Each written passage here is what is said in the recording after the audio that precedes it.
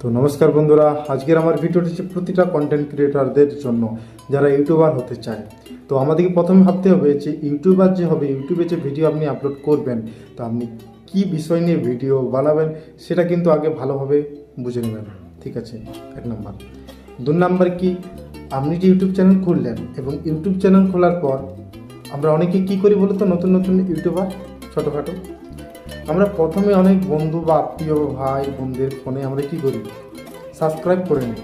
ঠিক আছে, তো আপনি যার ফোনে সাবস্ক্রাইবটা করে নিলেন সে হয়তো মোটিভেশনাল ভিডিও দেখতে ভালোবাসেন, আপনি ব্লগ ভিডিও বানাচ্ছেন, তাহলে সেটা কিন্তু আপনার ভিডিও যাওয়ার মাত্রকে সে কী করবে, লাইক করে স্ক্রল করে দেবে, বা দেখলো যে ও এটা অভিজিৎ ভিডিও বানিয়েছে, লাইক দিল, উড়িয়ে দিল, বা বেশিক্ষণ দেখলো না, টেনে স্ক্রিপ্ট করে দেখলো, এটা কিন্তু আপনার চ্যানেলের পক্ষে ক্ষতি।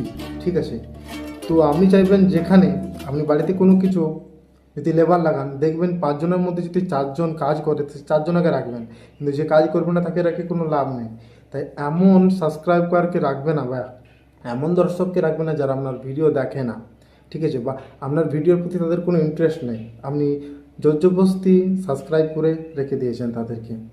তো আমি বলবো এই ভুলটা করবেন না, যদি করেছেন তাহলে তাদের ফোনে গিয়ে আনসাবস্ক্রাইব করে করবেন, কারণ বেকার তাদেরকে রেখে লাভ নেই। ঠিক আছে, তো আপনার মূল উদ্দেশ্য হচ্ছে ওয়াচ টাইম কমপ্লিট না হলে আপনার মনিটাইজেশন সেটা খুলবে না। ঠিক আছে, 2 নম্বর কি না, 500 নয়, প্রায় 1 লাখ আপনার কাছে সাবস্ক্রাইবার হতে হবে, তবেই প্লে বাটন আসবে। ঠিক আছে।